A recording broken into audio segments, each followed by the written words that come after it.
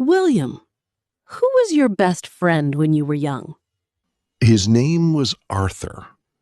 What happened to him? That is a long story. I have time. Arthur and I grew up together. We lived on the same street, went to the same school, played football every afternoon. For nearly 20 years, we were inseparable. We shared everything: dreams, secrets, plans for the future. I thought we would be friends forever. But life had other plans. When we were 19, Arthur's family moved to Australia. We promised to stay in touch, and for a while we did. Every month we exchanged letters, long letters, happy letters, letters filled with stories. But slowly, the letters became shorter, then less frequent, and eventually, they stopped completely. Did you know why? No. And that was the hardest part. I wrote to him again and again, but there was no reply.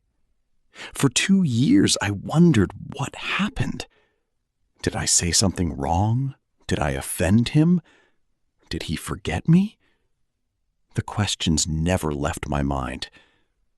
Every day I carried them with me, like a heavy stone. That must have hurt. It did. Then one rainy afternoon, everything changed. I walked into a small bookshop, and there was your grandmother, Eleanor. She was reading behind the counter. She barely noticed me.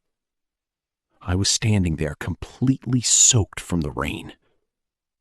When she finally looked up, she smiled. And somehow, that smile made the world feel lighter. We became friends, then something more. Months later, I told her everything about Arthur. She listened carefully, and then she said something I never forgot. What did she say? She said, "Some people are only meant to walk with us for part of the journey."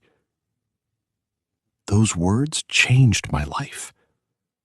I stopped searching for answers. I stopped blaming myself. And I finally found peace. More than 30 years passed. Then one Saturday morning, the phone rang. I answered. A voice said, "William, it's Arthur." I couldn't believe it. I sat down on the kitchen floor. My hands were shaking. For a moment, neither of us knew what to say. Then Arthur spoke. "I'm sorry." Arthur told me everything. During those years, he had been seriously ill. He felt ashamed. He didn't want anyone to worry about him. So he pushed everyone away, including me. I spent years thinking I had done something wrong. But it was never about me. He was fighting a battle alone. Did you forgive him? Immediately. Because friendship is more important than pride. After that phone call, we started writing again. Not like young boys. Like old friends. Honest friends. We shared stories, memories, regrets, dreams. For 4 wonderful years, our friendship returned. Then one day, Arthur passed away peacefully. Do you still miss him?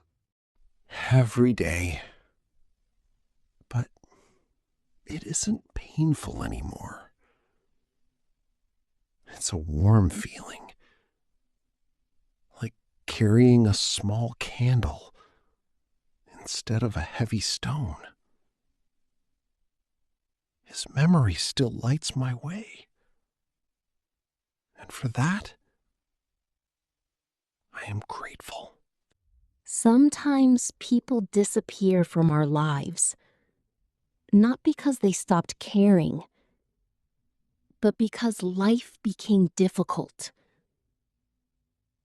Before you assume the worst,